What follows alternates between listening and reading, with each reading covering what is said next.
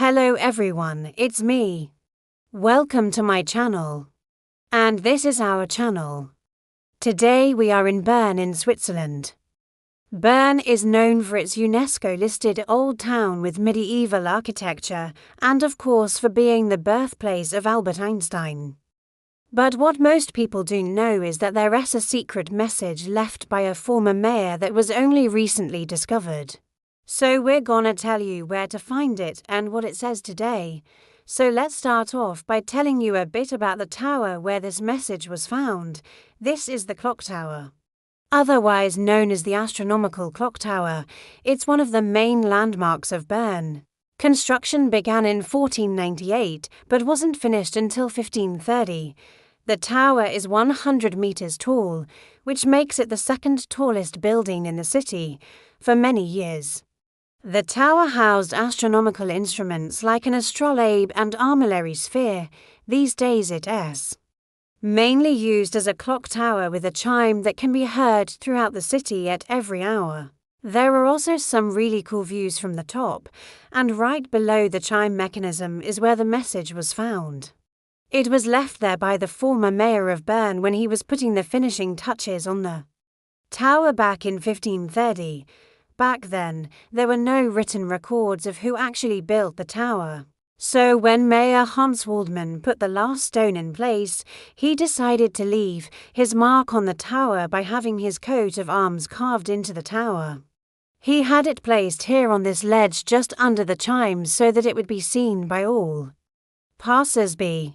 And this design features a shield with a key on it, and around the key is an inscription in Latin that reads Spes meo in Deo estate, which translates to Hope is in the Lord. Well, it remained there unnoticed until just recently when researchers finally got around to thoroughly examining the tower.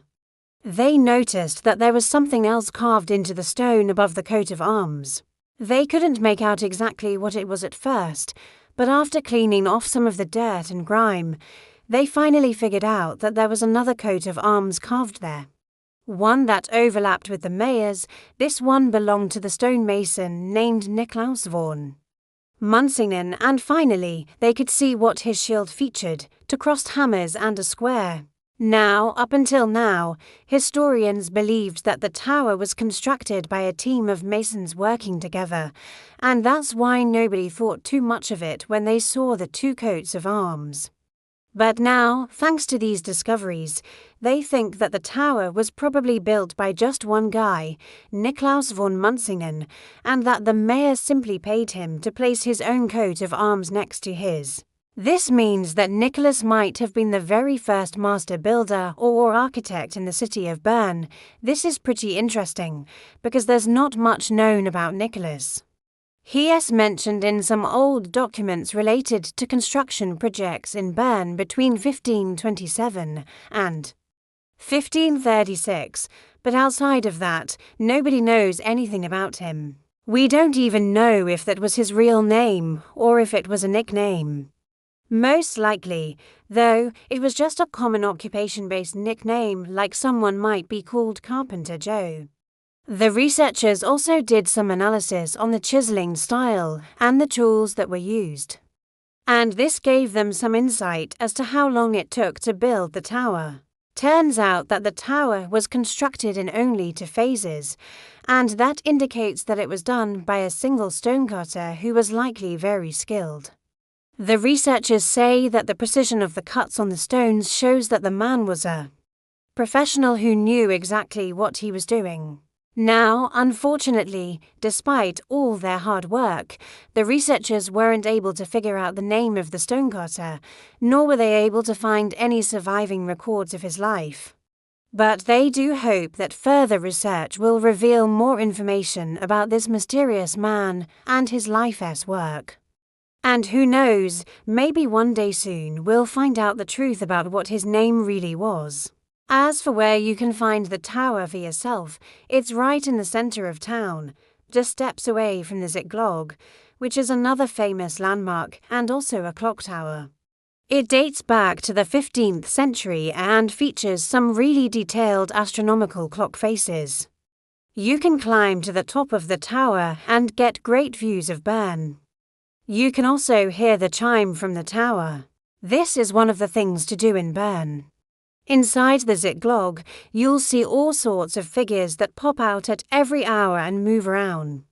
But don't worry, we've got you covered on that one because we already made a video about it. So if you want to learn more about the Zyklog and see what those little figures are up to, check out our video on it. You can find it right here. And while you're at it, don't forget to subscribe so that you don't miss out on our upcoming videos. Also be sure to give this video a thumbs up and leave us a comment down below. We love reading your comments and always appreciate the extra support. If you enjoyed this video, we also have a podcast and we would love it if you checked it out. The podcast is called Holy City and we talk about all sorts of topics related to religion, theology, philosophy, culture and current events. We release new episodes every Wednesday and you can find the podcast anywhere you listen to podcasts. Just search for Holy City. Thanks again for watching. I hope you have a wonderful rest of your day. God bless you and I will see you next time.